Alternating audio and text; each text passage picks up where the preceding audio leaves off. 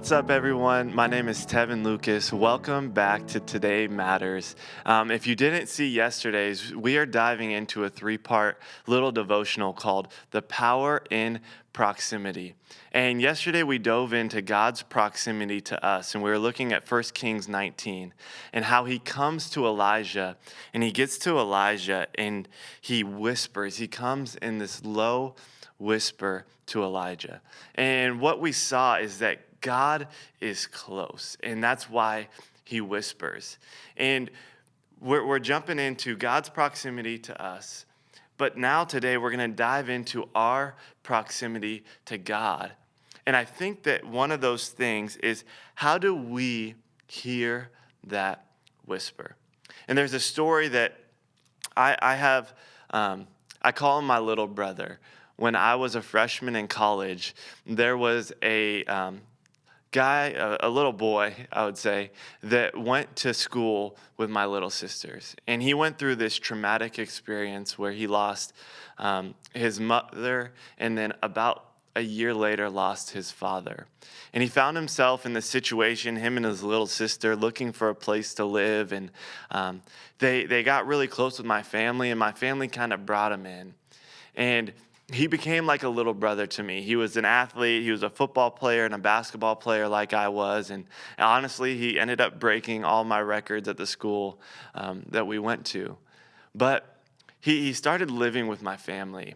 And I had moved away, and it had been about 2 years since I moved away. And I came back home because I wanted to watch a football game of his. And I just got off the road from a big speaking tour where I did 8 events in, I think it was 3 days. And I went to one of his football games, and I had lost my voice.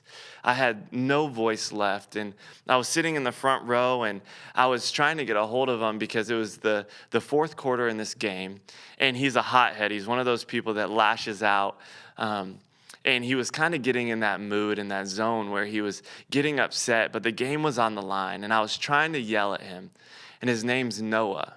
And I was sitting in the crowd, and the crowd's yelling and screaming. And I'm yelling out to him. I'm saying, Noah, Noah. And he turns and he looks directly at me.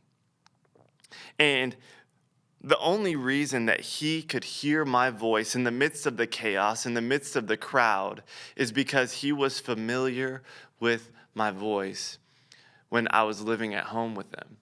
He was familiar with my voice saying, hey, Noah, clean your room. Hey, Noah, do the dishes. Hey, Noah, I love you. Hey, Noah, I'm here for you. And so when it comes to these chaotic times, we're saying, why does God whisper when the enemy and the lies around us seem to be yelling and seem to be so loud?